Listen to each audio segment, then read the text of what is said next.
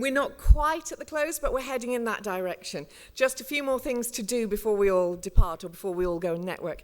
I'm going to invite back the chair of Women in Bus and Coach, Louise Cheeseman, and to join her, Dervla McKay of Go Ahead Ireland and Candice Mason of Mason's Minibus and Coach Hire.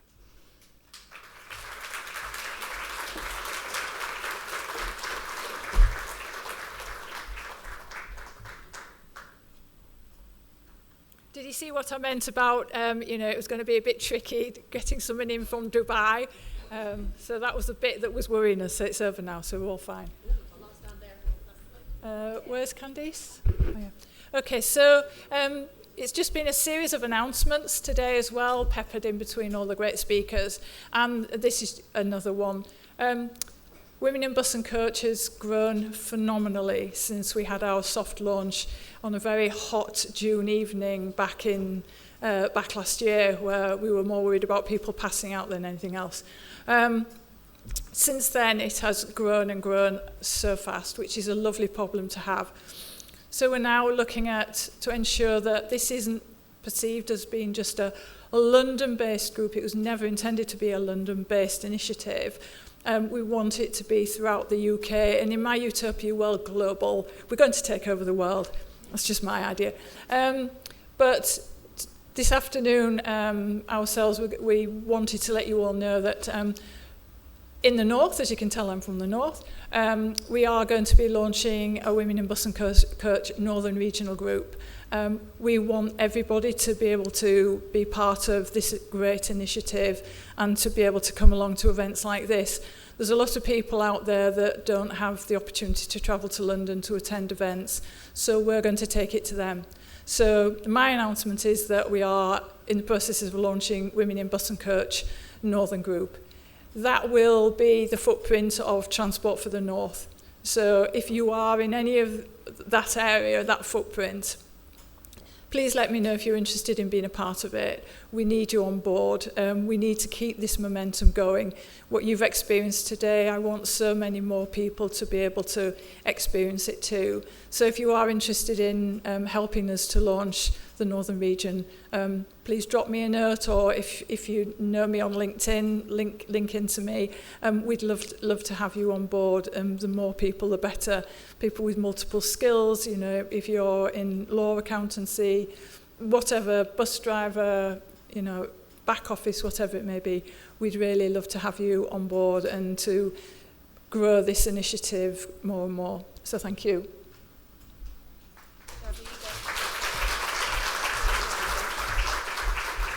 Hi everyone, great to be here today. The clue's in the accent, the clue is in the Go Ahead Ireland. My news is that I am pleased to announce that we'll also be launching a Women in Bus and Coach Ireland. I started my career actually here in the UK 19 years ago.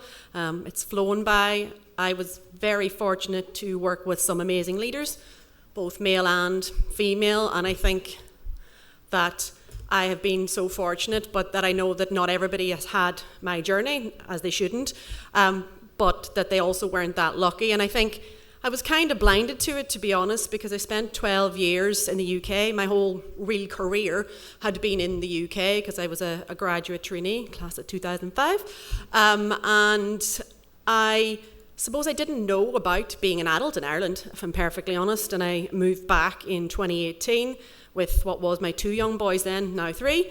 And I hadn't realised, and it's an awful thing to say about my own country, which I love dearly, but how backward we are in lots of ways.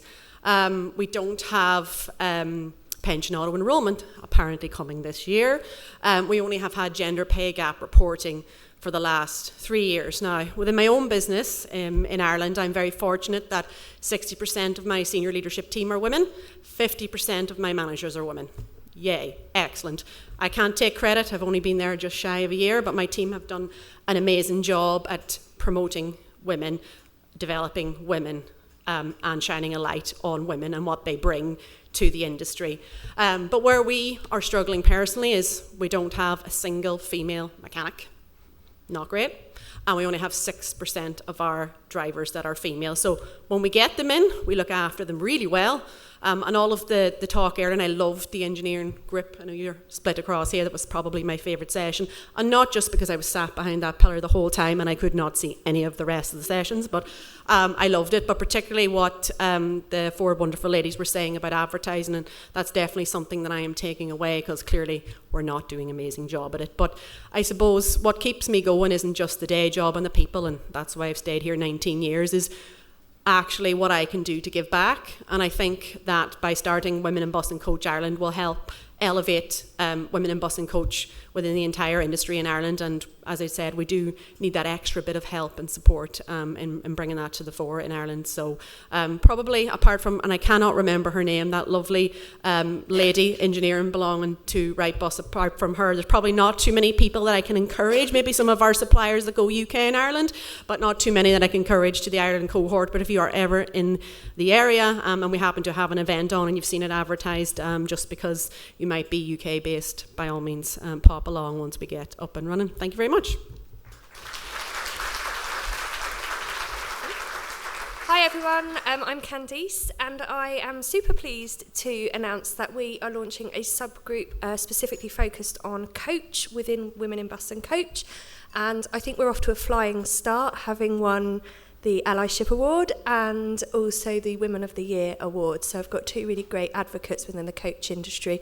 We are a little bit smaller than bus, so we just need to shout a little bit louder, and I'm hoping this time next year you'll see quite a lot more bus coach stamped on our events. So yeah, thank you.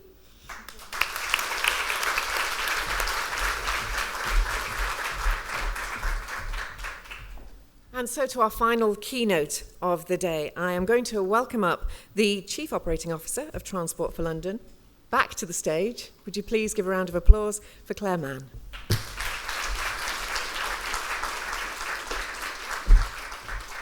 You don't want to listen to me, do you? You weren't going to have a drink, I'm sure. I have to say that this is the first time I've been to a Women in Bus and Coach event, and I have to say, as a summit goes, it was pretty impressive. So can we start off by giving a round of applause to the amazing team at Women in Bus and Coach?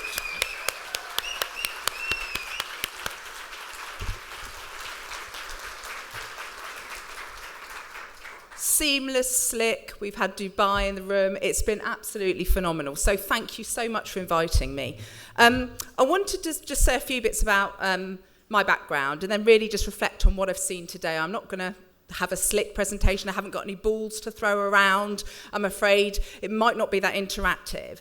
But, you know, I've been in transport now for 27 years, and the bus part of transport is quite a new thing for me. And when I joined TfL back in 2016, I took on the role of Director of Buses, which we now have Louise and Lorna in the room that have done that phenomenal role.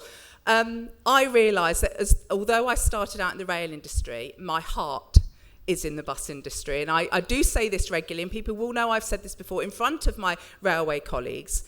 And the reason for that is because I think it's the toughest job to run the bus network and keep our customers happy, ensure we've got facilities available for colleagues, and deliver excellent customer service. And I take my hat off to every single person in the industry.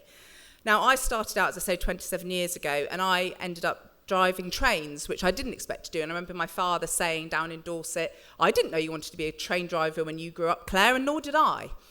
And a bit like Sarah was saying earlier, I had no plan. I didn't know I'd be entering the transport industry. I lived in a tiny village in Dorset where Beeching had shut the railways and there were no trains. So I actually ended up joining the rail industry, and I cannot say that I can say I've never regretted a moment. The feeling of family, of being part of transport, is something that's really important to me. And all the roles I've done in various different companies, and there's one of my ex-bosses here standing at the door back in the day, who was an ally of mine. Every single role I've done has been very different, but at the centre of all of it, it's been about the people that make the business operate, the people that do the shifts, the night shifts, work in really difficult circumstances.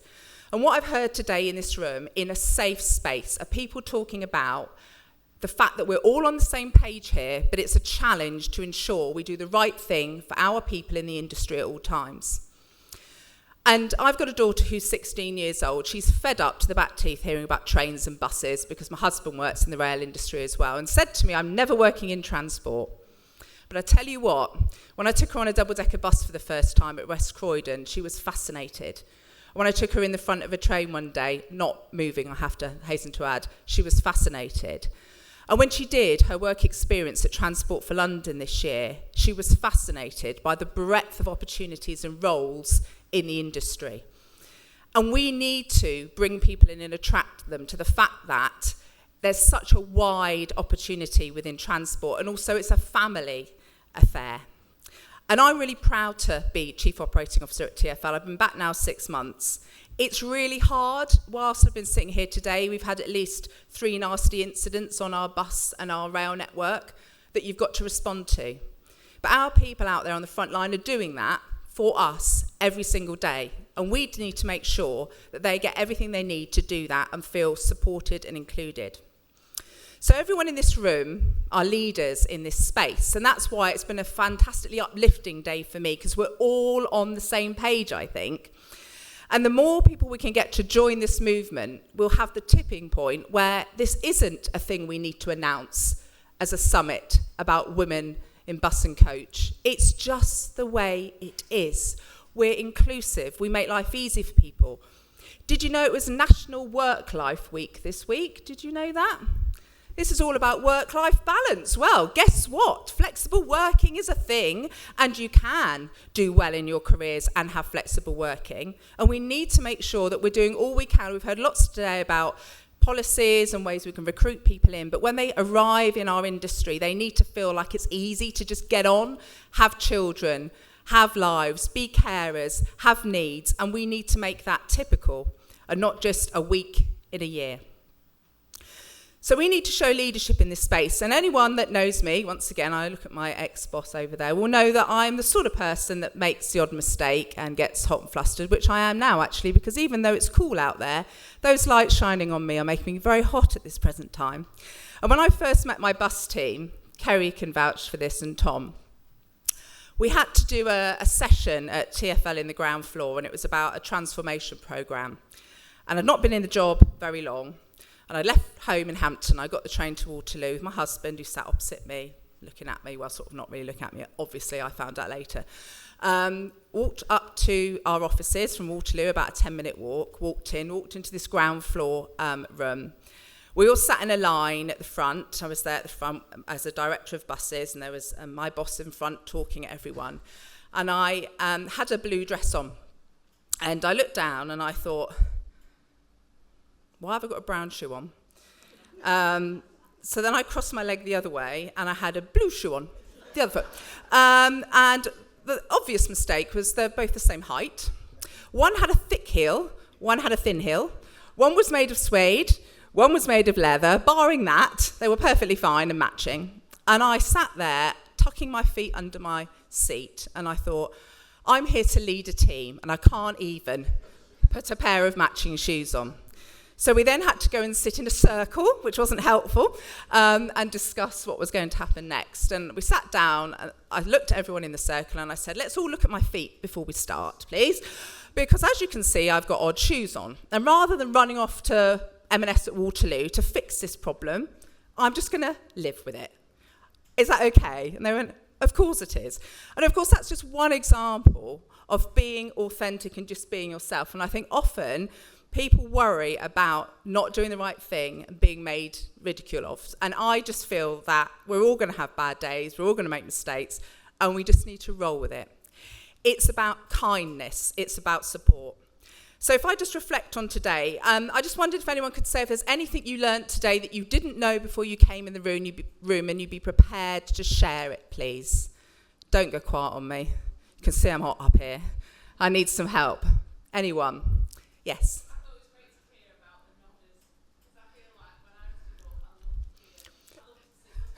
So can you all nod at me, please, because it's tough.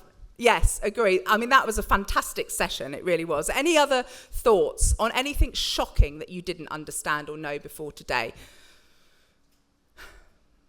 Statistics-wise, you knew all of this, around the sort of 5 to 10%. I mean, I think in TfL, our total workforce, about 26% are women. But in the bus part of TfL, in terms of our contracted operations, we're around that 10%. So we've got a massive job to do. But if we're going to deliver for the government, for the mayors, for our communities, for our customers, it's our people we need to look after. That's the only way this is going to work. They are at the heart of what we do.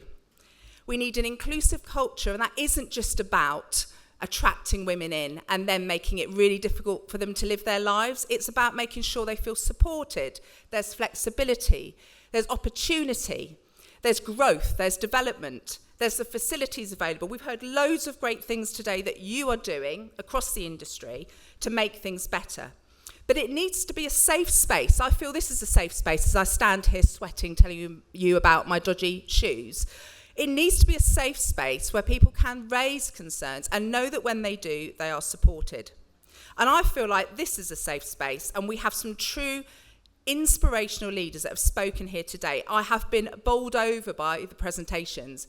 They've been slick, they've been impressive, they've been heartfelt, and they are compelling.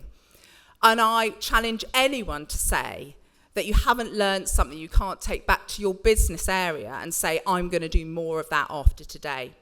We've heard about cab design, we've heard about workshops, listening to people on the front line and the challenges they've got, not just coming up with the answers, but proper feedback, engagement. We've talked about allyship. We've looked at trailblazing women.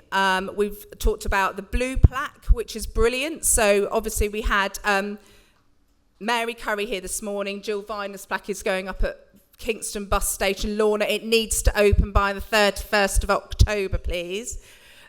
And we'll get that plaque up there. So history as well.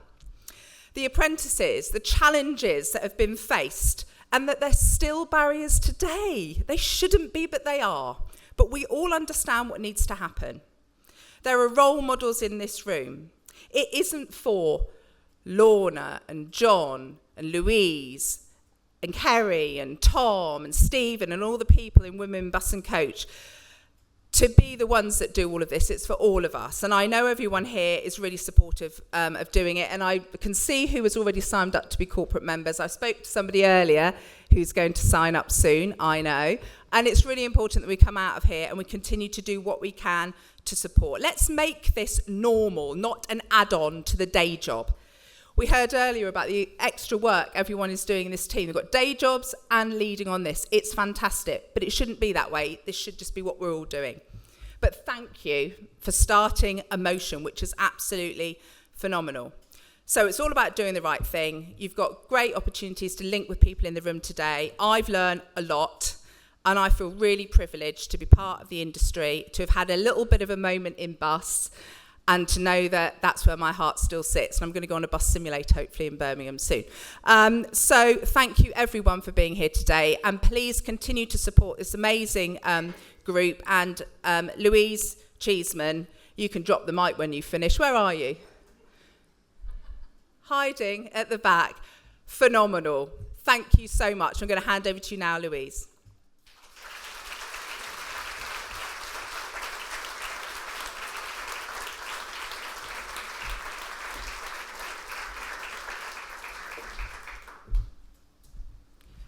Thanks, Claire. How can I follow that? So, we're at the end. Phew. I hope you've enjoyed today. I hope you've learnt something from it, as Claire said.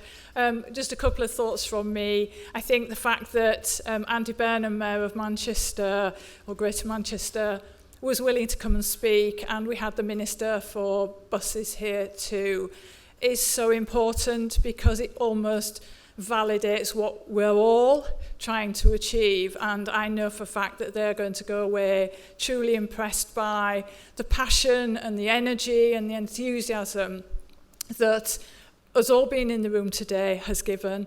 And as I said earlier, we are better together. We've heard and seen a lot of excellent speakers, but a couple of things again resonate for me. There are women that have come up and spoken today who would possibly never have had that opportunity, and who've probably been worried for days or weeks before, having never had to do it before, for me, they're the most powerful, because Women in Bus and Coach is all about stretching women, putting them in a situation that's going to really develop them and make them realise what they're capable of, and they probably would never have had that opportunity before.